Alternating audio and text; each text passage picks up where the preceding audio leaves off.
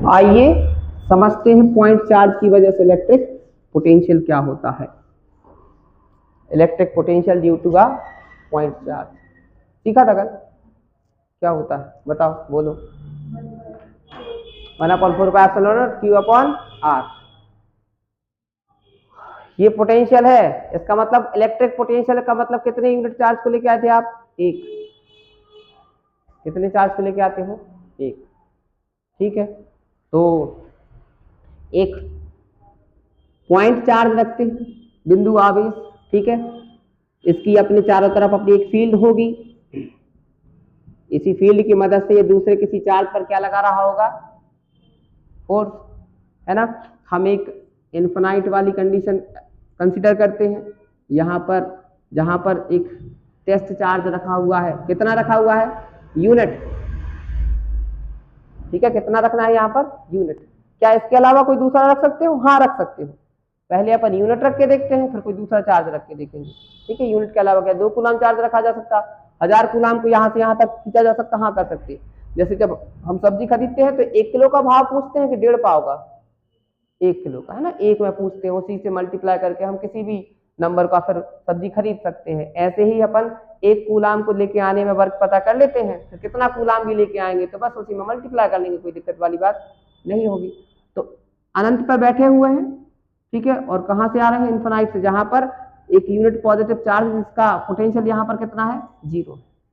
और इसको कहा, ये इन्फिनाइट कहां से है? इन्फिनाइट यहां से।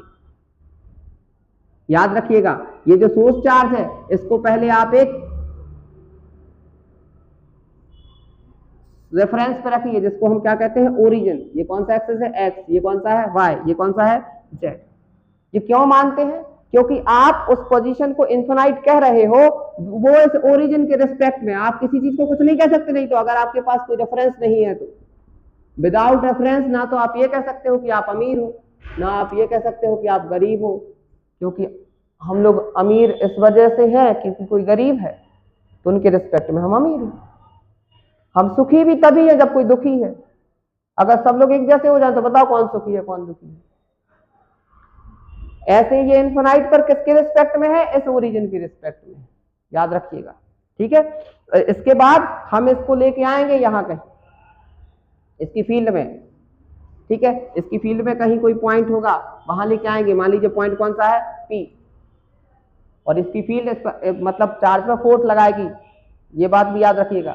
तो इसमें लेके आएंगे, जो वर्क डन होगा वही क्या होगा? Electric potential. वर्क करना क्यों पड़ता है? क्योंकि पॉजिटिव चार्ज को पॉजिटिव चार्ज की फील्ड में लेके आ रहे हैं, ठीक है। इसी वजह से प्लस प्लस पर क्या करेगा? फोर्स अप्लाई करेगा, धक्का मारेगा। हम उसके अपोज में वर्क करेंगे, अपोज में वर्क करेंगे, वो एनर्जी के फॉर्म में स्टोर हो जाएगा। उसी स्टोर्ड एनर्जी का नाम क्या रखा गया था? इलेक्ट्रिक पोटेंशियल, ठीक है। तो जब इसको हम कहीं लेके आएंगे तो ये यहां से यहां तक, तो वो यहां से दूरी कितनी होगी इसकी, इस पॉइंट की? R। फिर से बताना चाहेंगे, ये दूरी कहां से है? यहां से, ओरिजिन से दूरी कितनी है? R। ओरिजिन से कितनी दूरी पर बैठे थे? इन्फिनाइट। फिर आप आ गए इस फील्ड में कहीं पर, तो ओरिजिन से कितनी दूरी पर हो आप? R। और ओरिजिन पर कौन बैठा हुआ है? हमारा सोर्स चार्ज, स्रोत आवेश बैठा हुआ है। कहां? ओरिजिन पर। कोई दिक्कत तो नहीं? लेके आ जाए हैं तो लेके आने में कैलकुलस का उपयोग किया जाता है ना, समाकलन का, इंटीग्रेशन का उपयोग करेंगे। उसके लिए हम लोग तुरंत यहां नहीं आ जाएंगे, हम लोग थोड़ा सा खिसकेंगे, बस थोड़ा सा, ठीक है। थोड़ा सा डिस्प्लेसमेंट कराएंगे। मान लीजिए कितना डिस्प्लेसमेंट कराया हमने? dr, ठीक है। जब हम चार्ज को लेके आए, ध्यान रखिएगा, चार्ज को लेते आते समय आपको उतना ही फोर्स अप्लाई करना है जितना कि कौन कर रहा है? इस चार्ज का इलेक्ट्रिक फील्ड। अब इस चार्ज का जो इलेक्ट्रिक फील्ड है, पॉइंट चार्ज का जो इलेक्ट्रिक फील्ड, वो कितना फोर्स अप्लाई कर रहा है? तो पॉइंट चार्ज की वजह से कहीं पर किसी यूनिट चार्ज पर कितना फोर्स अप्लाई हो सकता है? इसकी वैल्यू हम कैलकुलेट कर चुके हैं। कितना कर सकता है? 1/4πε0 Q1 Q2 अपॉन R²। ये पॉइंट चार्ज है, ये दूसरा चार्ज है। दो चार्ज के बीच में लगने वाला फोर्स इतना होता है। ये कूलाम के नियम से हम लोगों ने सीखा हुआ है। ये कौन फोर्स अप्लाई कर रहा है? इसकी electric field.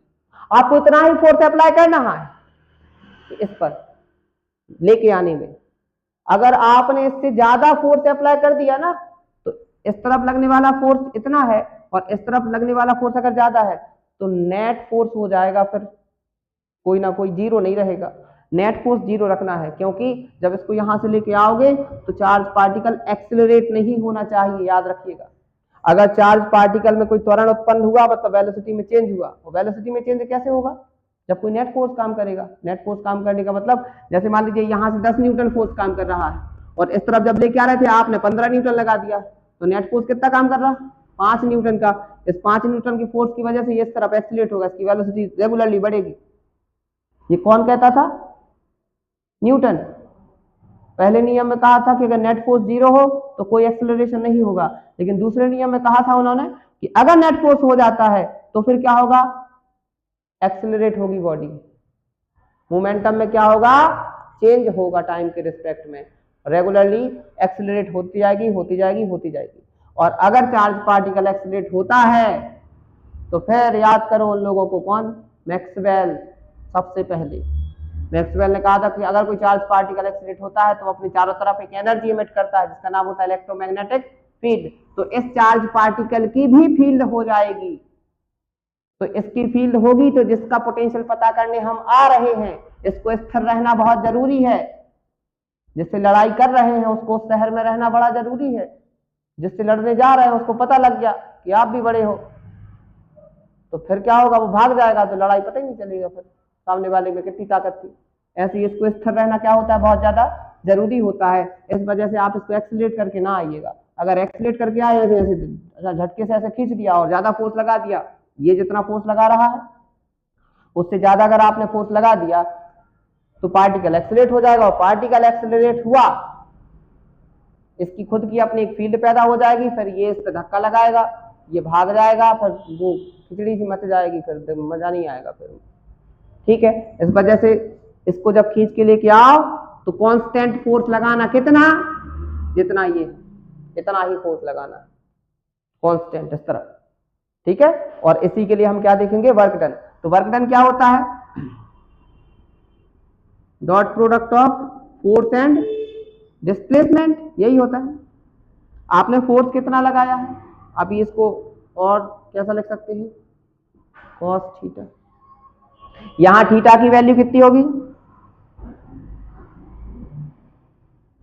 0 degree.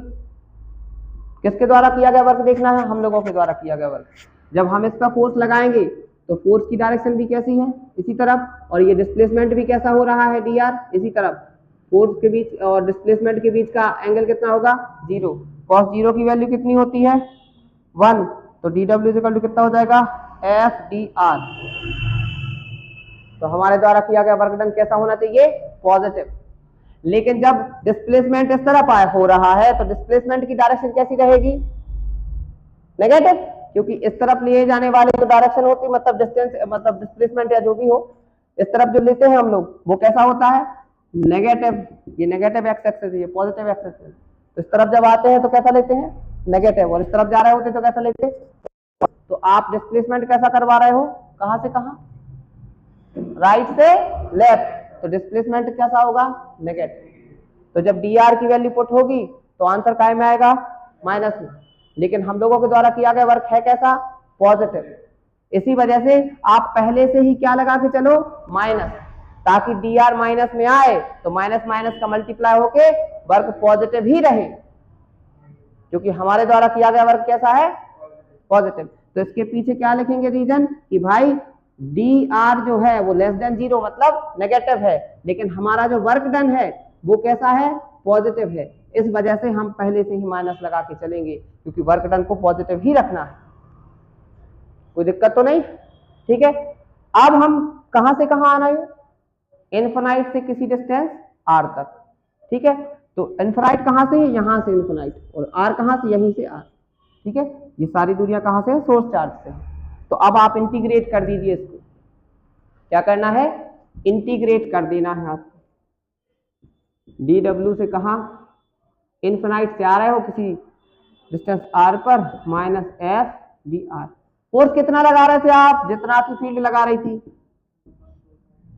1/4πε0 Q1 into Q2 होना था, लेकिन उसकी वैल्यू कितनी मानी हम लोगों ने 1/r² और dr। बाहर निकाली जो चीजें कांस्टेंट हैं, तो कौन कौन सी चीजें कांस्टेंट है? Q कांस्टेंट है, 4πε0 कांस्टेंट है और 1/r² dr।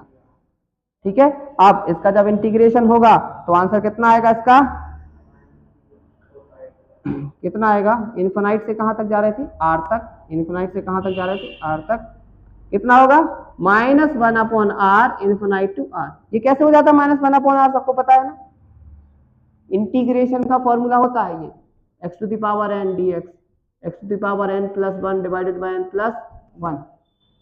ठीक है, ये फॉर्मूला तो याद होना चाहिए आपको। अब यहाँ पर 1/r² है, तो r² को ऐसा 1/r² को लिख सकते हैं r⁻², और r के ही रिस्पेक्ट में हो रहा था, तो r⁻² +1 डिवाइडेड बाय -2 + 1, क्योंकि n की वैल्यू कितनी है? -2। -2 + 1 कितना होता है? -1, तो r⁻⁻1 -2 + 1 यहाँ -1 आ जाएगा, तो आंसर कितना आएगा? -1/, ये नीचे उतार लेंगे इसको, कितना? 1/r। इस वजह से ये वैल्यू आपकी आती है -1/r।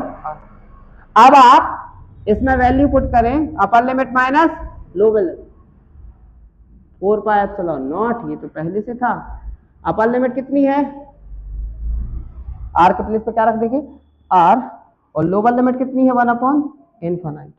ठीक है, ये माइनस पहले से ही है, अपर लिमिट माइनस लोअर लिमिट, तो ये माइनस पहले से ही था। इस माइनस को अगर हम बाहर निकालना चाहें तो बाहर निकाल सकते हैं, तो बाहर निकालेंगे जब, तो माइनस का माइनस में मल्टीप्लाई होगा तो ये क्या हो जाएगा? प्लस हो जाएगा, और यहाँ ये कहानी बन जाएगी। ठीक है, तो 1/∞ की वैल्यू कितनी होती है? 0। तो 1/∞ की वैल्यू 0 है, तो कितना आ गया आंसर? 1/4πε0 Q/r। ठीक है, और ये आ गया आपका पोटेंशियल। यही होता है work done, total work done. इतना वर्क आपने कर लिया है, और यही वर्क किसमें स्टोर होगा? किसके फॉर्म में? एनर्जी के फॉर्म में स्टोर हुआ है। किसमें स्टोर हुआ है? जिस चार्ज को आप लेके आ रहे हो उसमें स्टोर हुआ है।